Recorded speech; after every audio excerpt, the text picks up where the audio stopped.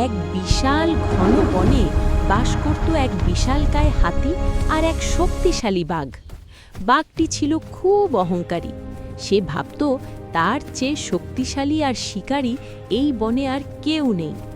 অন্যদিকে হাতিটি ছিল খুব শান্ত আর বুদ্ধিমান। বাঘের চ্যালেঞ্জ। একদিন বাঘ, হে হাতি, তুমি তো শুধু শরীরেই বড়, আসলে তোমার কোনো সাহস নেই। তুমি তো শুধু শরীরেই বড়, আসলে তোমার কোনো সাহস নেই। চলো দেখি আমাদের মধ্যে কে বেশি শক্তিশালী।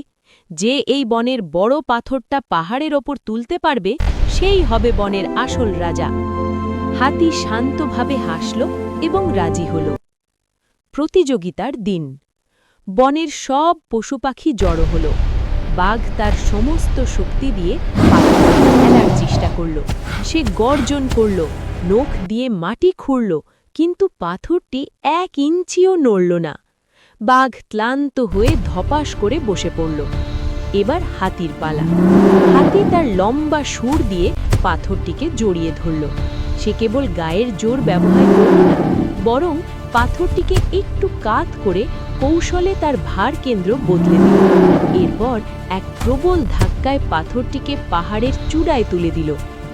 বাঘের শিক্ষা। বাঘ লজ্জায় মাথা নিচু করল। হাতি তখন বাঘের কাছে গিয়ে বলল, বন্ধু, শুধু গায়ের জোর আর গর্জন দিয়ে সব জয় করা যায় না। অনেক সময় বুদ্ধিকে কাজে লাগিয়ে শান্ত মনে কাজ করলে বড় বড় বাধাও পার হওয়া যায়।